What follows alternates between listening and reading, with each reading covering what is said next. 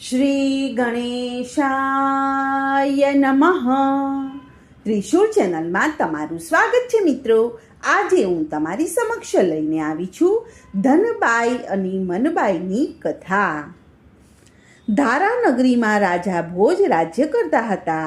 તે દયાળુ અને પરોપકારી અને પ્રજાપ્રેમી અને બહાદુર હતા. તે પ્રજાને સુખેથી સુખી અને પ્રજાના દુઃખેથી દુઃખી થનારા હતા. તે નિત્ય રાત્રે અંધાર પછોડે ઓઢીને નગર ચર્ચા કરવા નીકળતા હતા. જેને દુઃખી જોતા તેને બીજે દિવસે દરબારમાં બોલાવી અને તેમનું દુઃખ ટાળતા હતા. આમ રાજા ભોજ પ્રજાવત્સલ હોવાને લીધે તેમની કીર્તિ તેમના રાજ્યમાં ચારેય દિશામાં પ્રસરેલી હતી. પ્રજા દેવ તરીકે ગણીને તેમને પૂજતી હતી. આ ધારાનગરીમાં બે બાઈઓ રહેતી હતી. એકનું નામ ધનબાઈ હતું અને બીજીનું નામ મનબાઈ હતું. તેઓ બંને નજીકના ફળિયામાં રહેતા હતા. ધનબાઈ એકવાર મુશ્કેલીમાં આવી ત્યારે રાજા ભોજે તેને મદદ કરેલી હતી. આથી તે ભોજ રાજાને ભગવાન કરતાં પણ વધુ આદર અને પ્રેમ રાખતી હતી. જ્યારે પણ રાજાની સવારી નગરમાંથી નીકળતી ત્યારે તે બધા કામ મૂકી અને તેમના દર્શન કરવા દોડી જતી હતી. મનબાઈ પણ રાજાને ઘણા માન અને આદરથી જોતી હતી. તેમના કાર્યોને વખાણતી હતી. છતાં પ્રભુ તે પ્રભુ અને રાજા તે રાજા તેમ તે માનતી હતી. રાજા પ્રભુને તોલે ન આવે એવું તેનું માનવું હતું. ધનબાઈ અને મનબાઈ બંને ધાર્મિક વૃત્તિના હતા. સારા કાર્યોમાં બંને આગળ પડતો ભાગ લેતા હતા. કોઈ દુખિયારી બહેનોને જોતા તો તેઓ સહાય કરવામાં પાછા પડતા ન હતા. એવામાં અધિક પુરુષોત્તમ માસ આવ્યો. બંનેએ પુરુષોત્તમ ભગવાનનું વ્રત ચાલુ કર્યું.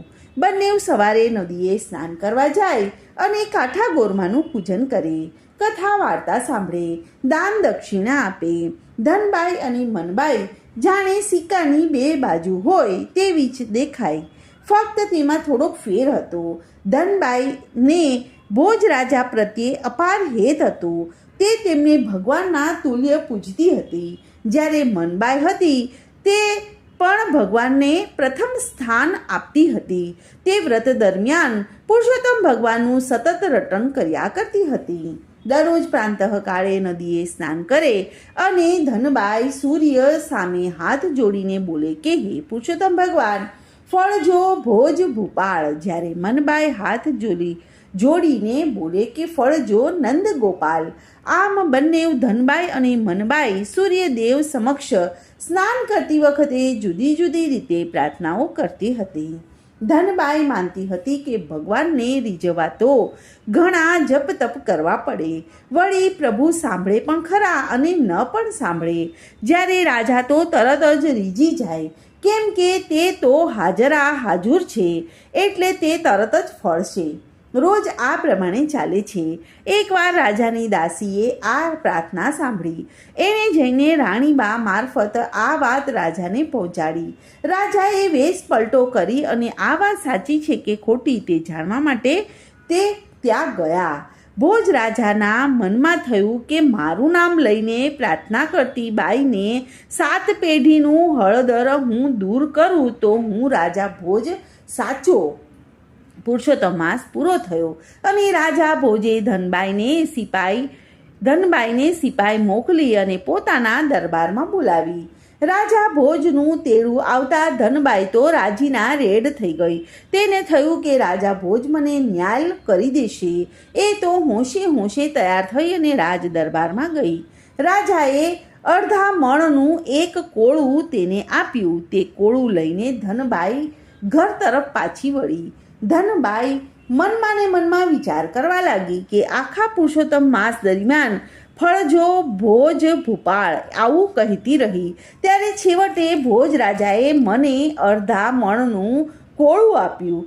મારા મનમાં તો હતું કે તે પુષ્કળ સોનામરો આપશે અને હવે આ અડધા મણના 8 આના કોળાને મારે શું કરવું? તે તો સીધી ગઈ એક ઓળખીતા કાછિયાની દુકાને અને તેને આ કોળું 8 આણામાં વેચી દીધું.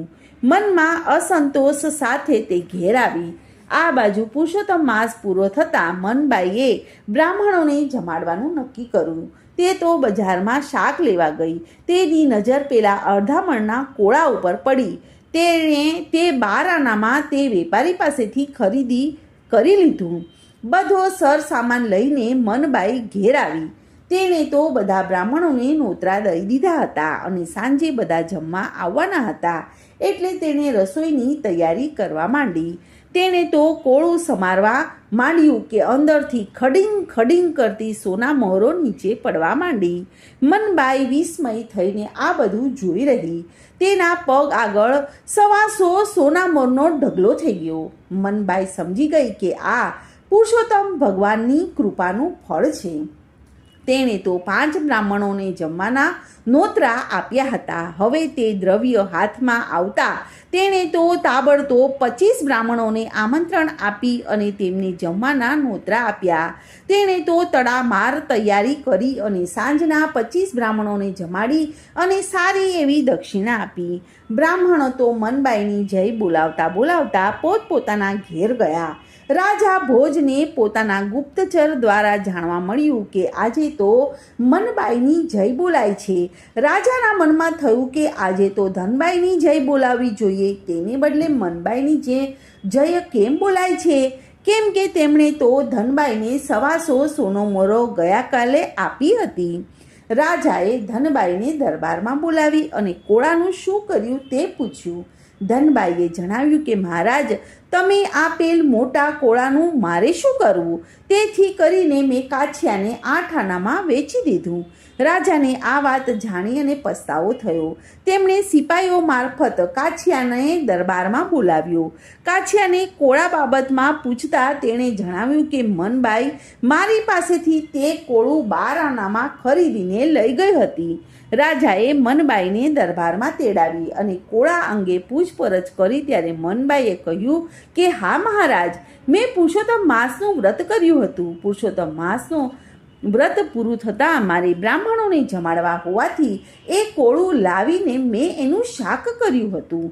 ભોજરાજાએ પૂછ્યું કે એ કોળામાંથી કંઈ નીકળ્યું હતું?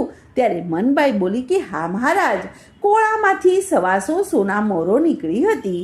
એમાંથી મેં 25 બ્રાહ્મણોને જમાડ્યા હતા.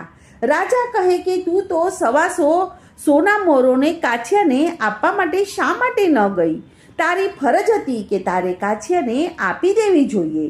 મનબાઈ બોલી કે હે રાજન, તે સોના મોરો કાંઈ કાછિયાની ન હતી.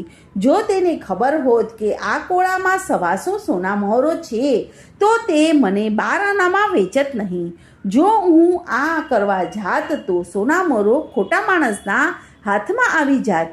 મેં પુરુષોત્તમ ભગવાનની કૃપાનું ફળ માની અને એ વાત કોઈને પણ કરી ન હતી.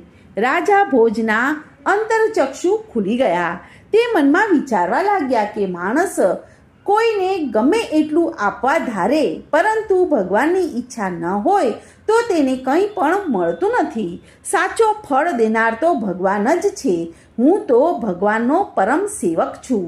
છેવટે ભોજ રાજા બોલ્યા, હે ધનબાઈ, મનબાઈ, કાછિયા અને દરબારીઓ, તમે આજે પ્રત્યક્ષ જુઓ છો કે ધનબાઈને 125 સોના મોરો બક્ષિસમાં આપી હતી અને માન્યું હતું કે ધનબાઈએ મારી ભક્તિ કરી છે એટલે મેં તેને ન્યાલ કરી દીધી છે. પણ જુઓ, રાજાઓના રાજા ભગવાન, જે આપણે જેને પૂજીએ છીએ, જેને આપણે ભજીએ છીએ, ભક્તિ કરીએ છીએ, તેને તેઓ સંકટ સમયે કે ઉદારતાથી ન્યાલ કરી દે છે. એટલે હું તમને કહું છું કે મને ભજવા કરતાં મારા નાથને ભજજો, તેમાં જ બધાનું કલ્યાણ સમાયેલું છે. રાજાની વાત દરેકના દિલમાં ઠસી ગઈ. બધાએ રાજાને સાચી વાત જણાવવા માટે ધન્યવાદ આપ્યા. ત્યારથી ધનબાઈ સમજી ગઈ કે ભોજ રાજા તે રાજા છે. રાજાઓના રાજા ભગવાનનું શરણું લેવામાં જ આપણું કલ્યાણ છે.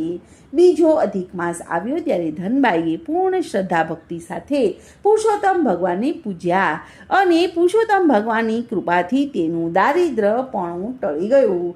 બોલો પુરુષોત્તમ ભગવાનની જય. તો મિત્રો, આજની આ કથાને હું અહીં વિરામ આપું છું. કાલે ફરીથી આવીશ એક નવી કથા અને વાર્તા લઈને. ત્યાં સુધી બધાને મારા જય શ્રી કૃષ્ણ. ધન્યવાદ.